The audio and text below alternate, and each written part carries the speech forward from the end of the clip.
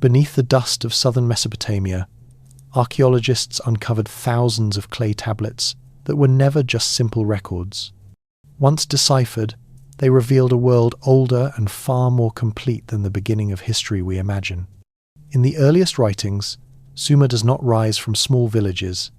It appears fully formed, with cities, calendars, professions, and measurements already in place. Among these writings is a king list divided by a great flood. Before it, rulers reign for impossibly long ages. After it, time suddenly becomes human. The tablet offers no explanation, only two eras placed quietly side by side, leaving the meaning of that divide to anyone willing to look closer. Other texts look to the sky. They follow the path of Venus with a precision that matches modern measurements.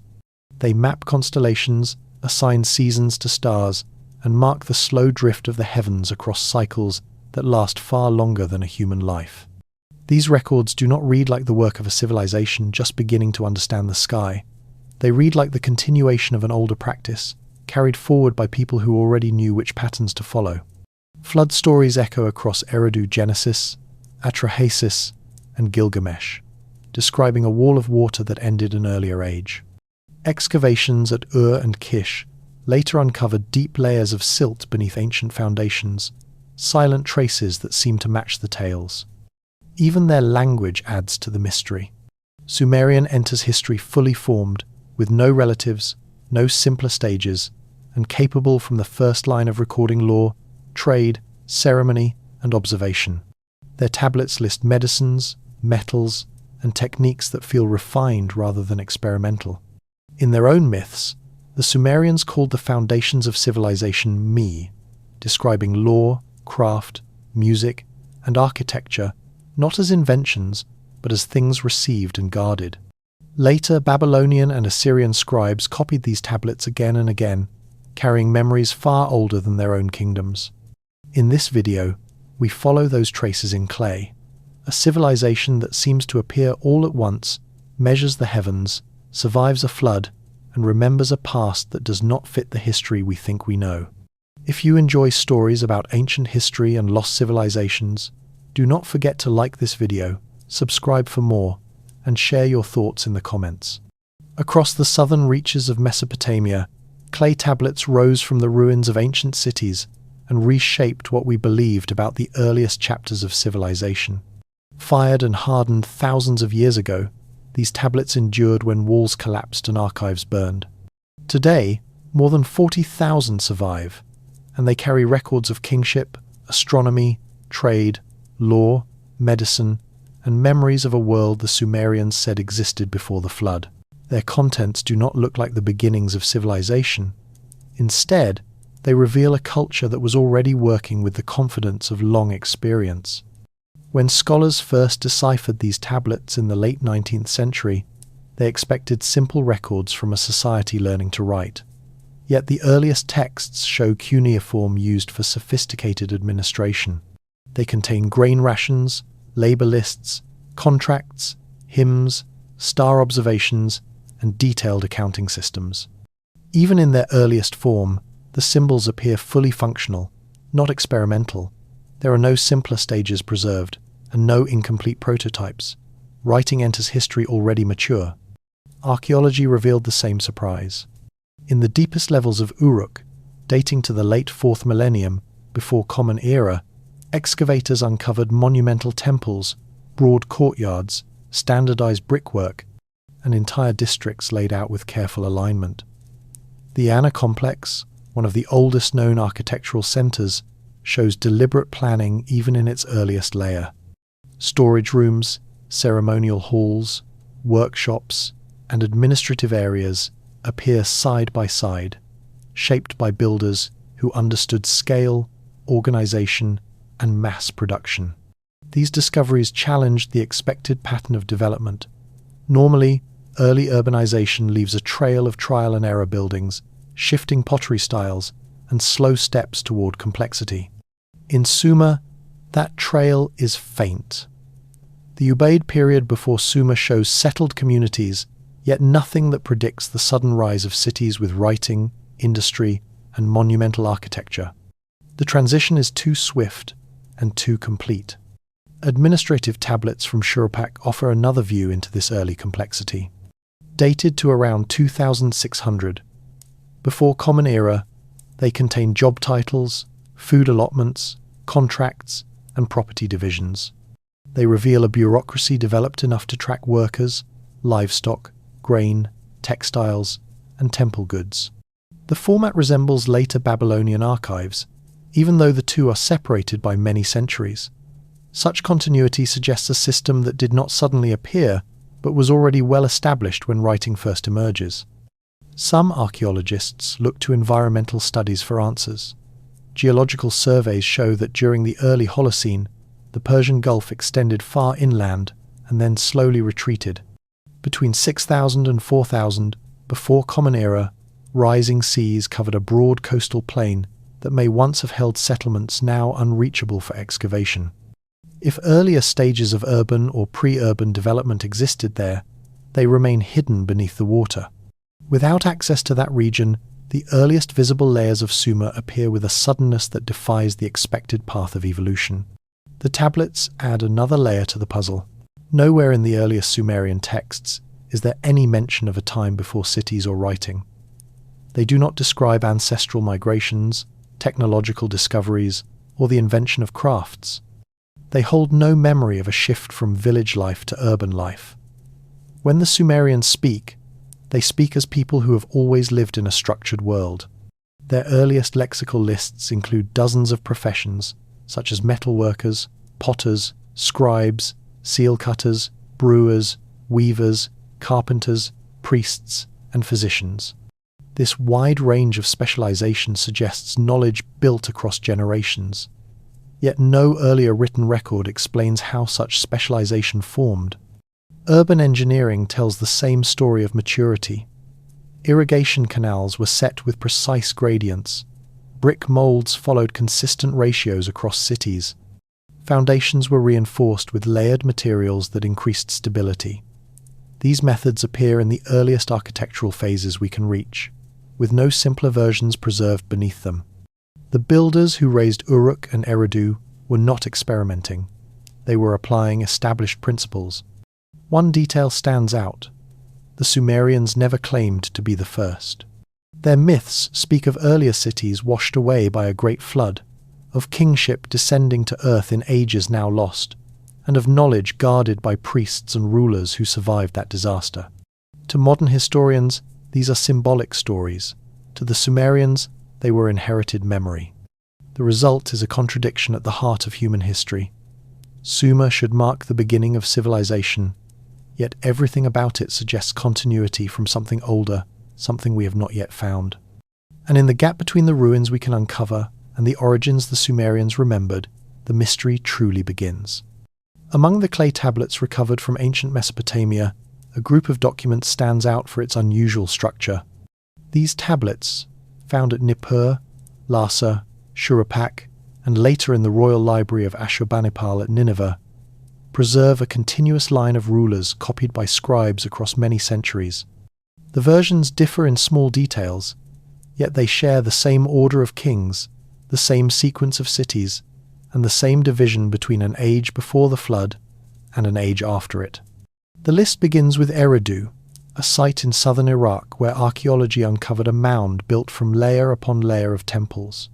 Beneath the visible ruins, excavators found a sequence of structures reaching back to the 6th millennium before Common Era, each shrine built atop the last.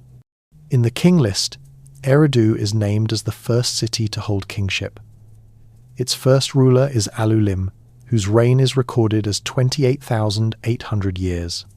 His successor, Al-Algar, is given 36,000. These numbers, preserved across copies separated by centuries, appear unchanged from one tablet to another. After Eridu, kingship moves to Bad Tibira. Archaeological surveys show the site occupied in the Ubaid and Uruk periods, with early workshops and religious buildings beneath later layers. The list names two rulers here, Onmenlu-Ana, with a reign of 43,200 years, followed by Onmengal-Ana with 28,800. A fifth king, Dumuzid the shepherd, rules Bad Tabira for 36,000 years. His name appears in other Sumerian writings, where he is associated with herding and seasonal cycles, but on the tablets he simply takes the next place in the sequence. From Bad Tabira, the list places kingship in Larak. The location of the city remains uncertain, though early texts mention it as a settlement in ancient Sumer. Its single pre-flood king, Onsipad Zid Anna, rules for 28,800 years. The next city, Sippar, is well known archaeologically. 19th century excavations revealed libraries and temples from later periods, and deeper layers showed early occupation beneath them. The King List assigns Sippar one ruler before the flood, Onmendurana, who reigns for 21,000 years. In later writings, he appears as a figure linked to celestial knowledge, but the list offers no detail. It records only his name and the length of his reign. The final pre-flood city is Sharupak. Excavations in the 1930s uncovered a layer of river silt, separating older buildings from later settlement remains. This layer, nearly half a metre thick, contained freshwater shells and sediments that match a major inundation. Above and below it, tablets bearing administrative entries from the 3rd millennium, before Common Era, confirm the city's long occupation. The King List places Ubara Tutu here as the last ruler before the flood, assigning him a reign of 18,600 years. Immediately after his name, the tablets state that a flood swept over the land, marking the end of the first section. When kingship resumes, the tone of the list changes. The reign lengths, although still long, fall within a more familiar range. Kish becomes the first city to hold authority after the flood. Its opening king, Jushur, rules for 1,200 years, followed by rulers whose reigns descend through 960, 900, 840, and 720 years. Archaeology intersects with these names. At Kafaja and Mari, inscriptions bearing the name of Enmebaragesi, one of the earliest post-flood kings, have been recovered. These inscriptions place him in the early dynastic period, confirming that at least some figures in the list belong to the historical world. Aga of Kish, recorded as the son of Enmebaragesi, appears in later Sumerian literature, including the tale titled Gilgamesh and Aga. In that story, he leads Kish in a conflict with Uruk, suggesting that the political dynamics described in the King List reflect genuine patterns of rivalry in early Mesopotamia. The list continues through the remainder of the Kish dynasty before transferring kingship to Uruk. The transition matches archaeological patterns that show the rise of Uruk as a powerful centre during the same era.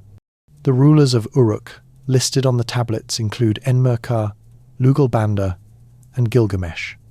These names appear in independent literary writings, and in the case of Gilgamesh, on dedicatory objects found at the site. The list assigns him a reign of 126 years. Other rulers in the dynasty follow, and the sequence continues through cities whose remains have been excavated: Ur, Awan, Kish, once more, Hamazi, and then back to Uruk.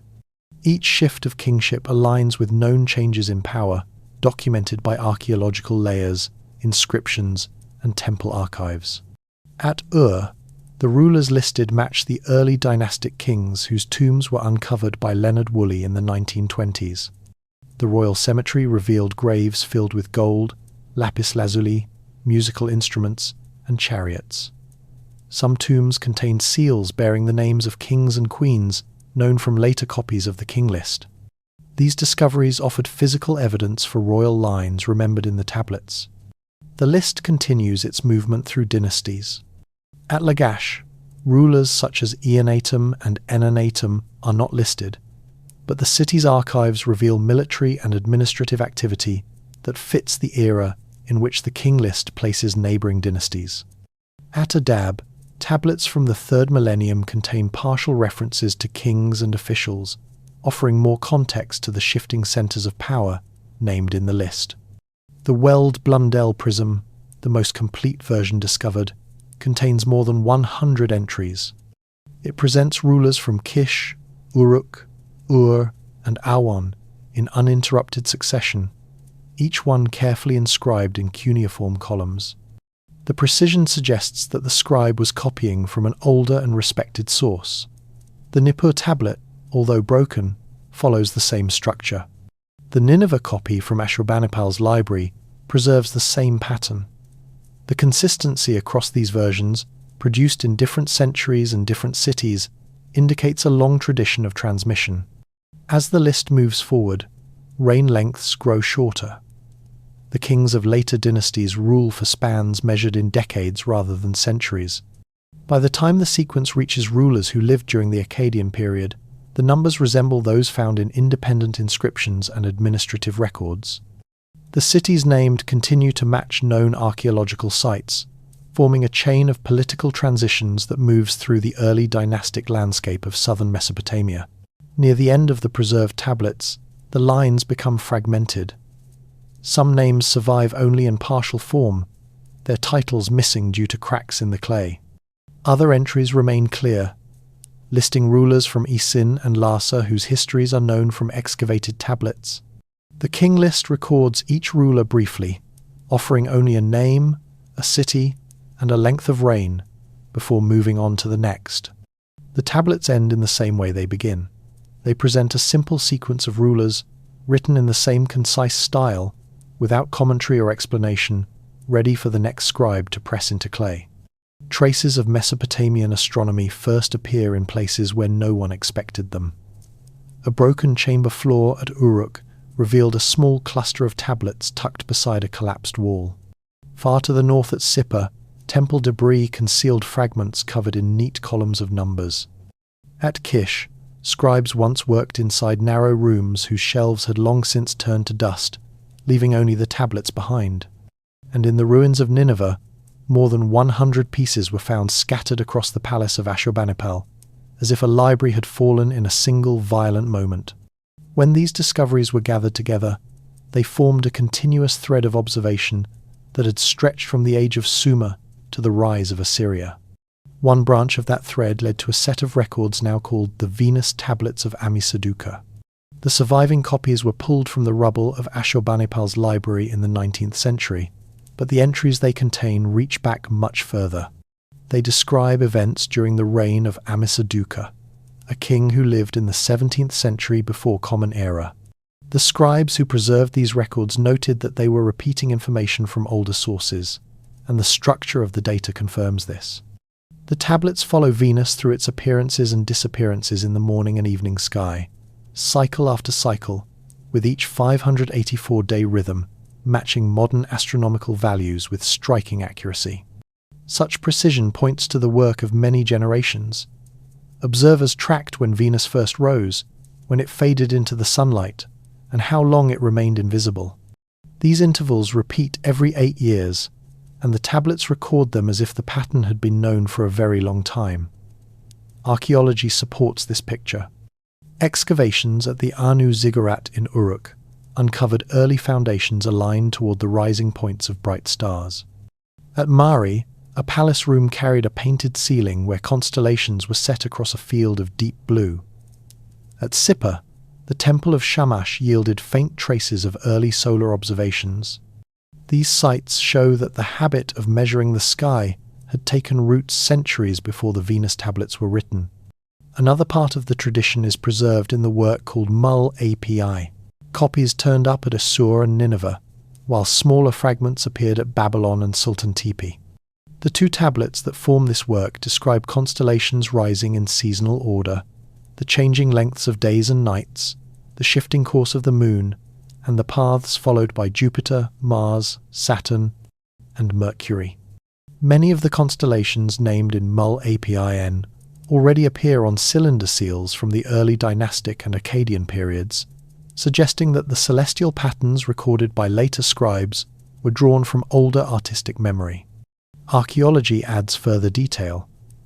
At Tel Harmel, mathematics tablets describe geometric exercises and metrological ratios that later appear inside the astronomical instructions of Mul Apin.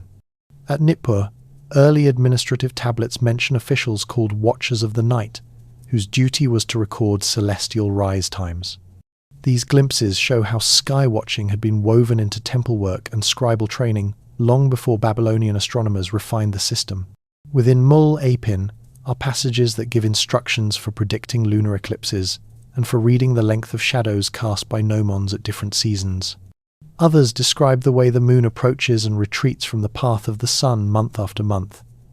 Some passages follow the slow movement of the outer planets as they cross the sky over long intervals. These descriptions appear again in later Babylonian ephemerides, showing that the compilers of Mul-Apin were organizing a tradition rather than creating one.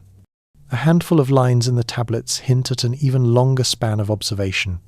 They note that certain constellations rise at slightly different points across long stretches of time, a subtle change caused by the slow wobble of Earth's axis. This motion, now called precession, completes a full cycle in about 26,000 years. The tablets do not explain how the scribes recognized the shift, but the references imply that they compared their observations with much older records that no longer survive. Other evidence deepens this sense of antiquity.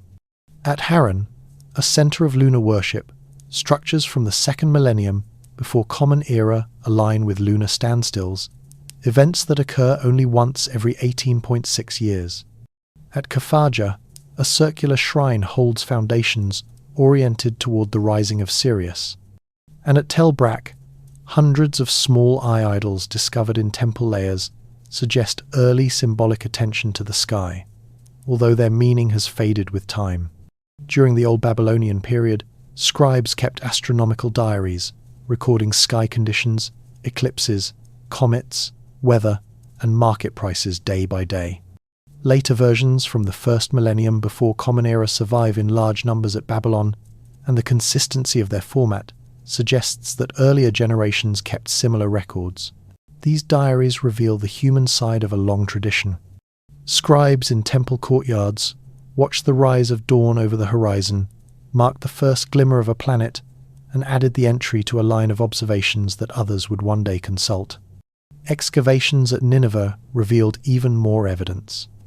Ashurbanipal's library contained more than 100 astronomical tablets, including lists of omens linked to planetary motion and instructional texts, explaining how to compute intervals between lunar observations.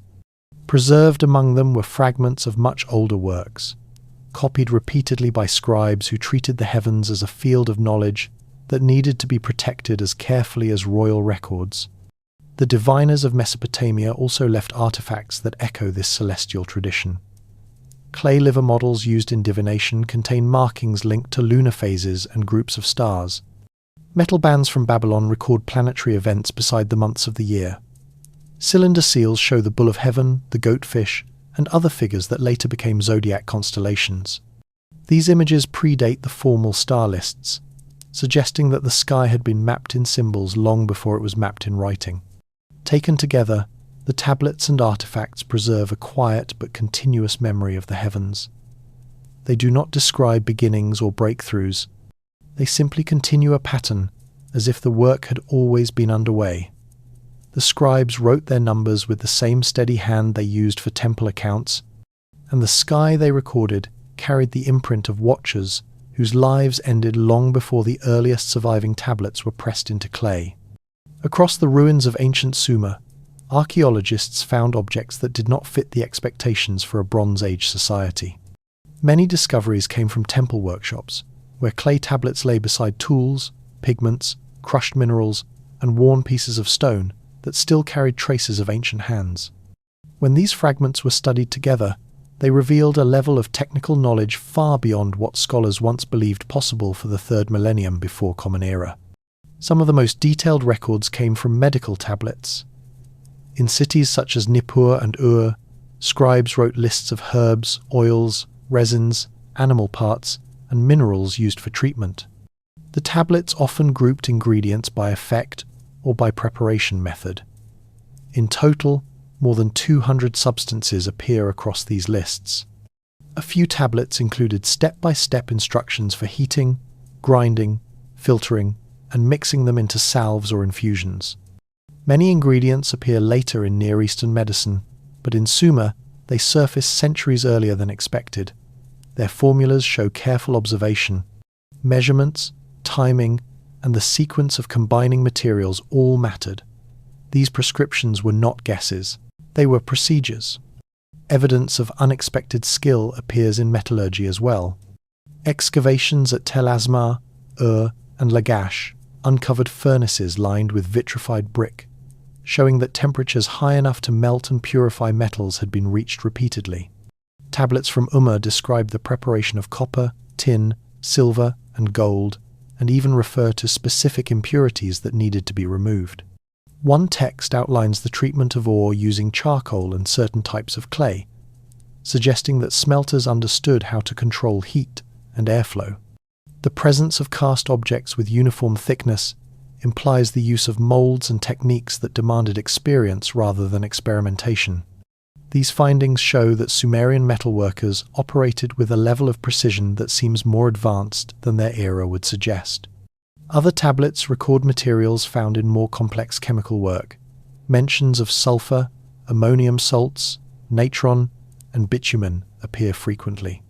From bitumen, Sumerians waterproofed boats and sealed bricks. From sulfur and minerals, they created pigments, glazes, and compounds used in rituals and medicine. Some mixtures described in the tablets reappear in later Babylonian recipes unchanged.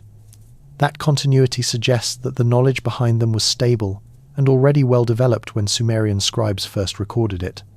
Among the most unusual discoveries were pieces of stone that showed spiral drill marks. Found at Kish, and in the Diyala region, these marks match the pattern produced by a high-speed rotary drill.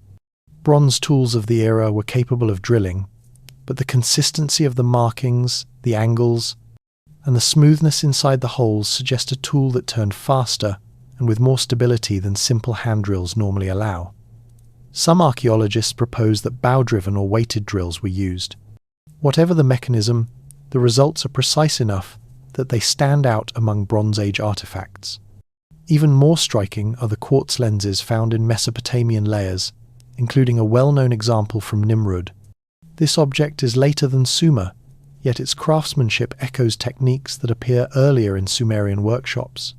Smaller fragments of polished crystal from Sumerian sites show similar shaping. These lenses could magnify small details, allowing artisans to work on miniatures or inscriptions invisible to the naked eye. Some scholars suggest that they might have been used for basic astronomical observation, although their exact purpose remains uncertain. Their existence alone indicates knowledge of optics that does not align with the simple toolkits usually associated with early urban cultures. Architecture offers another window into their technical world. The great ziggurats, including those at and Eridu, were built with layers of brick arranged according to specific measurements. Foundation deposits found beneath them sometimes contain tablets describing dimensions, brick counts, and orientation. Many structures align closely with cardinal directions. Others appear oriented towards celestial events, such as solstitial sunrise points. The precision needed to maintain these alignments over such large structures suggests not only an understanding of surveying, but also records of repeated measurements over time. Within the tablets, references to building practices appear alongside descriptions of materials. Some texts mention compacted reed mats used as damp-resistant layers beneath brick platforms. Others specify the type of bitumen needed for sealing foundations. These instructions are written in the tone of established guidelines, not innovations. They assume the reader already knows the purpose and the method. It is this assumption of inherited knowledge that makes the technological record of Sumer feel older than the age of its surviving monuments.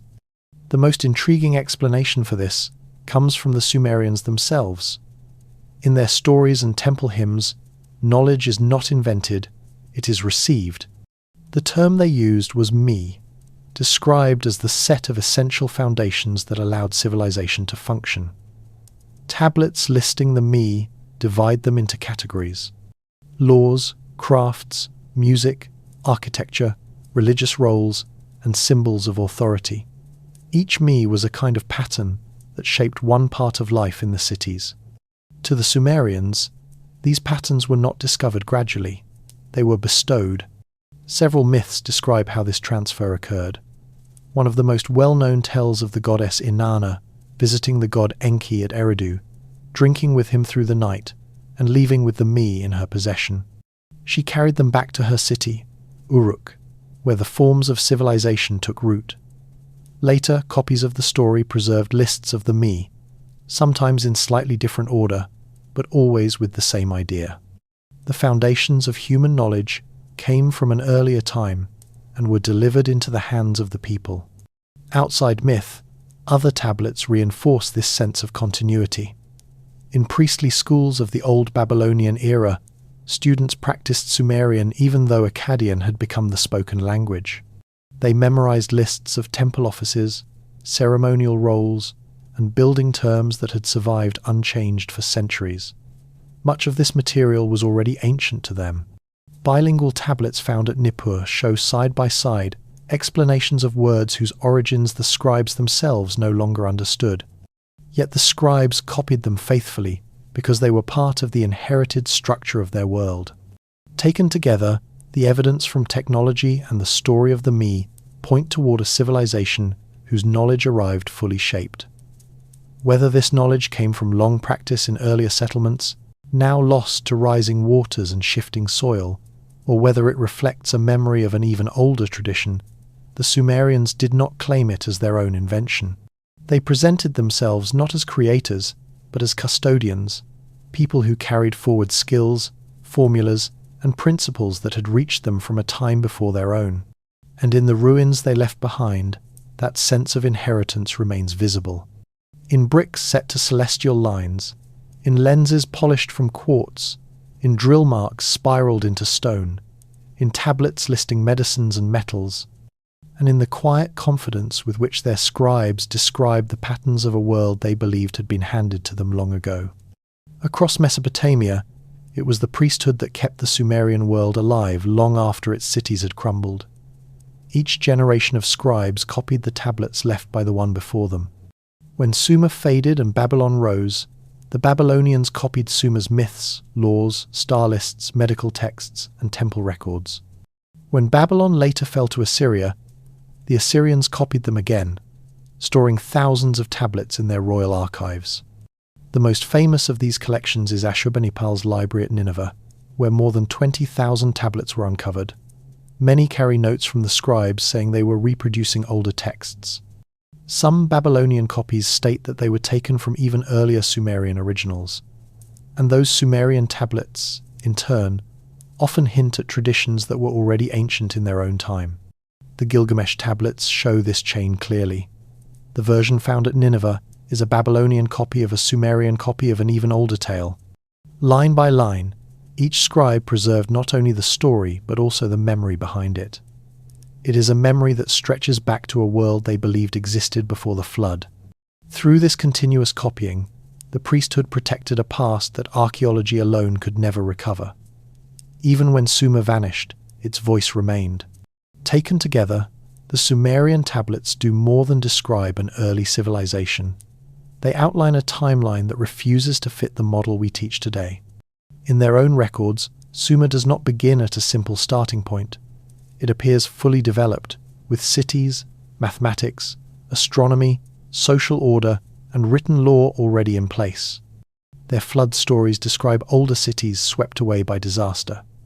Their star tables preserve observations that should have taken countless generations to gather. Their medical lists, engineering notes, and architectural instructions suggest knowledge far beyond what we expect from the early Bronze Age. Their language has no relatives anywhere on Earth, yet it enters history complete, not evolving from earlier forms. And their myths speak openly about receiving knowledge from a time before their own. If these records reflect even part of what the Sumerians believed about their past, then human history may not be a straight line beginning 6,000 years ago. It may reach far deeper, perhaps 20 or 30,000 years, or even more. And instead of a simple progression from primitive to advanced, our story may be a cycle of rise, loss, and rebuilding. If you enjoy exploring mysteries like these, be sure to like the video, subscribe, and share your thoughts in the comments.